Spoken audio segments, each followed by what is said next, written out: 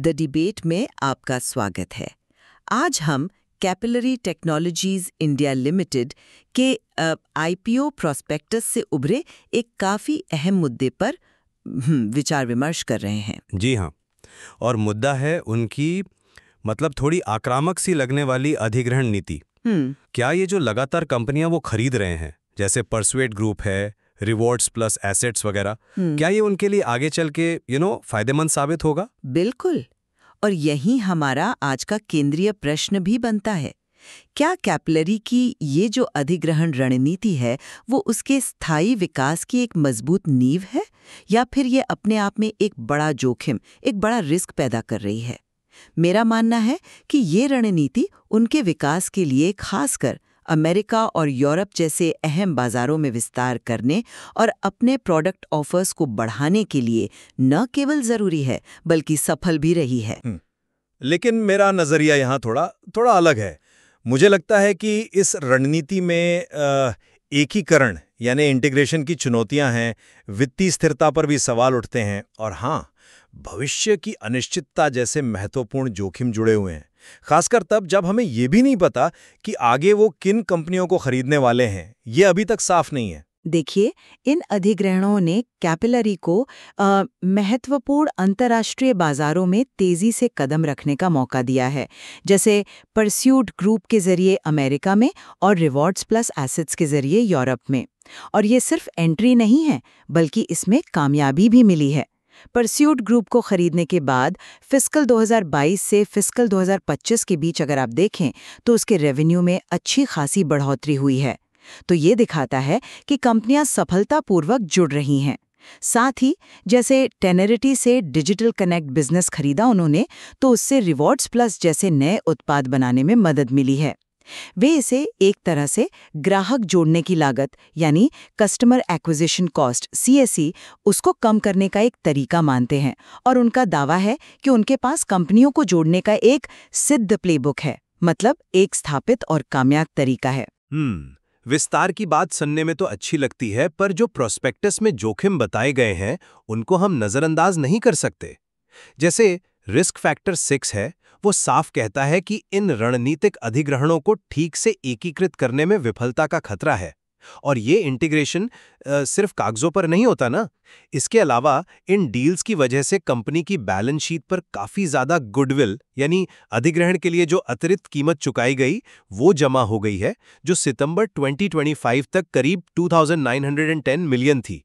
अब risk factor 35 ये बताता है कि अगर खरीदी गई कंपनियां उम्मीद के मुताबिक प्रदर्शन नहीं करती तो इस गुडविल को राइट ऑफ करना पड़ सकता है, जिसका सीधा असर मुनाफे पर पड़ेगा।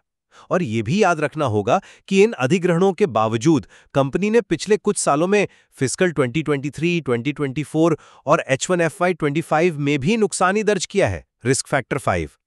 और तो और आईपीओ से जो पैसा आएगा उसका एक हिस्सा भविष्य के ऐसे अधिग्रहणों के लिए रखा गया है जिनके बारे में अभी कुछ पता ही नहीं है, रिस्क फैक्टर 9।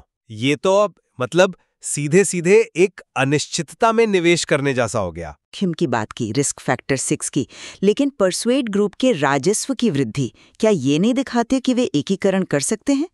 उनका जो सिद्ध प्लेबुक का दावा है वो मुझे खोखला नहीं लगता, क्योंकि इन अधिग्रहणों से उन्हें नए ग्राहक भी तो मिले हैं। ये विकास का एक महत्वपूर्ण इंजन है मेरे हिसाब से। हाँ, पर क्या एक सफलता पूरे मॉडल को सही साबित कर देती है? एकीकरण एक जटिल प्रक्रिया है। इसमें अप्रत्याशित देनदारियां या ऑपरेशनल दिक्कतें आ सकती हैं, जैसा रिस्क फैक्टर 6 में चेताया भी गया है। और जो कंपनी के पिछले नुकसान हैं, रिस्क फैक्टर 5, क्या वो कहीं ना कहीं इन चुनौतियों का ही संकेत नहीं है? और इतनी भारी गुडविल, रिस्क फैक्टर 35 का जोखिम, अगर ये कंपनियां उम्मीद पर खरी नहीं उतरी तो इम्पेयरमेंट यानी इस गुडविल के मूल्य में कमी का एक बड़ा झटका लग सकता है। क्या ये प्लेबुक वाकई हर बार हर सिचुएशन में काम करेगा? ये सवाल तो है। अच्छा, अगर वित्तीय पक्ष को देखें तो अधिग्रहणों से राजस्व तो बढ़ा ही है और कंपनी की पहुंच भी दुनिया भर में फैली है।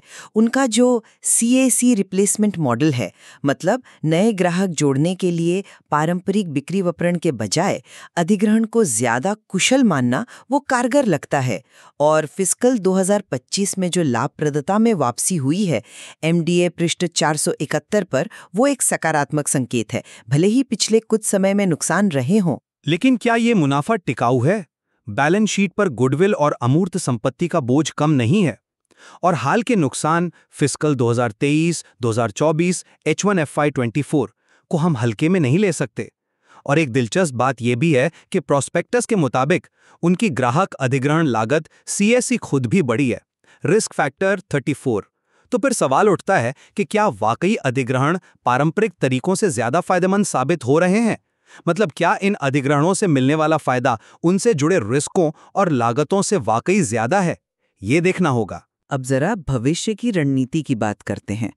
देखिए, आगे बढ़ने के लिए खासकर उत्तरी अमेरिका जैसे बड़े और महत्वपूर्ण बाजारों में अपनी पकड़ मजबूत करने के लिए ये अधिग्रहण जरूरी हो सकते हैं। ये नई तकनीक लाने और बाजार में अपनी कॉम्पिटिटिव एज बनाए रखने का एक तरीका भी है। और यही मेरी सबसे बड़ी आपत्ति है। IPO से मिले पैसों का एक बड़ा हिस्सा, जिसका अमाउंट अभी तय नहीं है, 40 मिलियन, उसे भविष्य के अज्ञात अधिग्रहणों के लिए रखना, रिस्क फैक्टर 9, ये मुझे बहुत बड़ा जोखिम लगता है। हमें ये नहीं पता कि ये पैसा कहाँ खर्च होगा, कैसे खर्च होगा, किन शर्तों पर कंपनियां खरीदी जाएंगी और क्या वो सफल भी होंगी। इतनी ज्यादा अनिश्चितता क्यों? क्या कंपनी को अपने मौजूदा कारोबार को बेहतर बनाने या ऑर्गेनिक ग्रोथ यानी आंतरिक विकास पर ज्यादा ध्यान नहीं देना चाहिए? तो संक्षेप में कहूं तो मेरा मानना है कि अधिग्रहण कैपिलरी की वैश्विक विस्तार और तकनीकी क्षमता बढ़ाने की रणनीति का एक अहम और सफल हिस्सा रहे हैं। हाँ, जोखिम है, पर विकास की संभावना और बाजार में अपनी स्थिति मजबूत करने के लिए ये जरूरी रणनीतिक कदम है। ये एक सोचा समझा जोखिम है।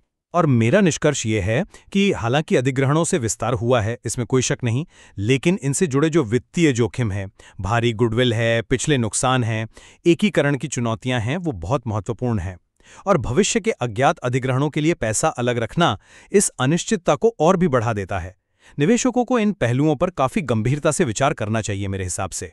निश्चित रूप से कैपिलरी टेक्नोलॉजीज की इस अधिग्रहण रणनीति के फायदे और नुकसान दोनों ही प्रोस्पेक्टस में साफ तौर पर दिए गए हैं। और ये रणनीति कंपनी के भविष्य के लिए कितनी कारगर साबित होती है, इसका और गहन विश्लेषण तो प्रोस्पेक्टस को और ध्यान से पढ़ने पर ही हो सकता है। अंतिम निर्णय बेशक श्रोताओं को इन तथ्यों के आधार पर स्वयं लेना होगा।